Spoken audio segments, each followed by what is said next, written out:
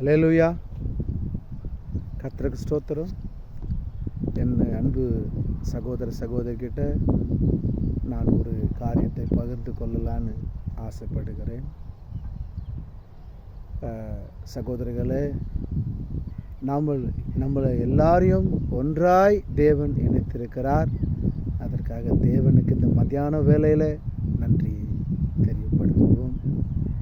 ஆண்டவர் சொல்கிறாரு, நம்மளுக்கு என்ன கற்றுக் கொடுக்குறாரு அப்படின்னு சொன்னால், நீங்கள் செய்கிற ஒவ்வொரு குற்றங்களையும் மற்றவங்க மேலே போடாதீங்க. இன்றைக்கி அதுதான் நம்மளுக்கு தலைப்பாக சொல்கிறார். குற்றங்களை நீங்கள் ஏதோ ஒரு குற்றம் செய்கிறீங்க, ஏதோ ஒரு தவறு செய்கிறீங்க அப்படின்னு சொன்னால், உங்கள் குற்றத்தை நீங்களே அது என்ன பண்ணுங்கள், சரி செய்து கொள்ளுங்கள், மற்றவங்க மேலே போடாதீங்க. ஏன்னு சொன்னால், இந்த உலகத்தில் எந்த மனிதனும் யோகியமானவர்கள் அல்ல. ஆனால் மனம் திரும்பாவிட்டால் அவன் பரலோக ராஜ்யத்தில் இடம் இல்லைன்னா நம்மளுக்கு ஆண்டவர் நல்ல அருமையாக கற்றுக் கொடுக்கிறார். எந்த மனுஷனுக்கும் யோகியம் கிடையாது. அதனால் நீங்கள் எல்லாம் பண்ணுங்காதீங்க, ஒருத்தர் மேலே ஒருத்தர் குற்றத்தை போட்டு இன்னும் பாவத்து மேலே பாவத்தை சேர்த்து கொள்ளாதீர்கள். நம்மளுக்கு இன்னைக்கு ஆண்டவர் அதை தெரியப்படுத்துகிறாரு. இன்று முதல் நாம் அதை மாற்றிக்கொள்வோம். வேதத்தில் பார்ப்போம்.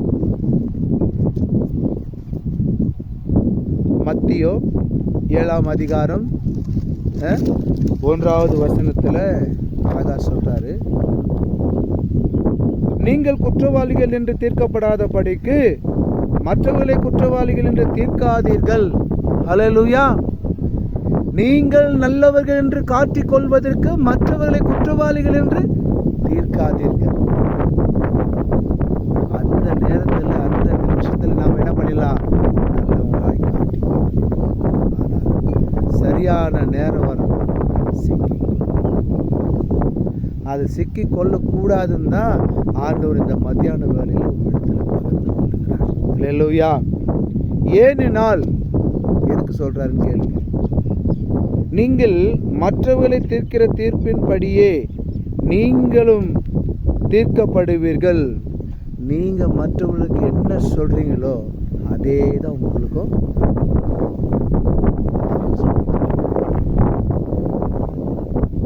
நீங்கள் மற்றவர்களுக்கு அளக்கிற அளவின்படியே உங்களுக்கும் அளக்கப்படும்.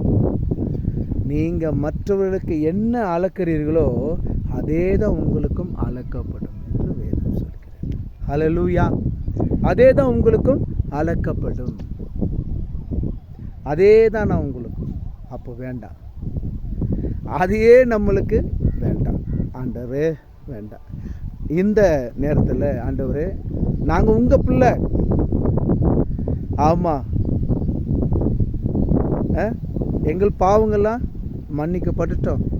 இது வரைக்கும் ஒரு வேளை நாங்கள் யார் மேலேயாவது குற்றத்தை சுமத்திருக்கலாம், தெரிந்தோ தெரியாமல் செஞ்சிருக்கலாம்.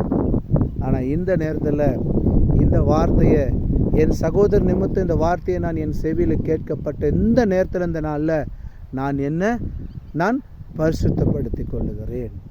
இனி நான் யார் மேலேயும் குற்றத்தை சுமராமல், யாரையும் குற்றவாளியா கை நீட்டி காட்டாமல் என்னுடைய பாவத்தை நானே தீர்த்து கொள்ளுகிறேன்.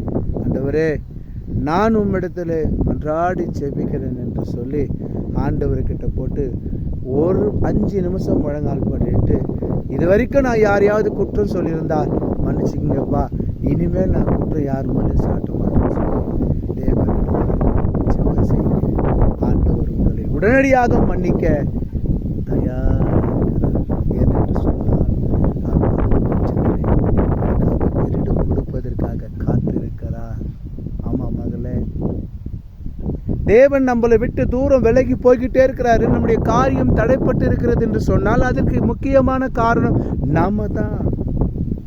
நம் சொந்த சுய இச்சைக்காக நம்ம என்ன பண்றோம், ஓடுறதுனால நமக்கு கிடைக்க வேண்டிய ஆசீர்வாதம் தடங்கள் பட்டு அதை பெற்றுக்கொள்வதற்கு நம்மளுக்கு என்னாச்சு, இப்போ நல்ல டைம் வந்துடுச்சு. ஒரே ஒரு 5 நிமிஷம் ஜெபிங்க, ஆண்டவர் உங்களை ஆசீர்வதிப்பார். கர்த்தருடைய பரிசுத்த நாமத்துக்கு ஸ்தோத்திரம். ஆமென்.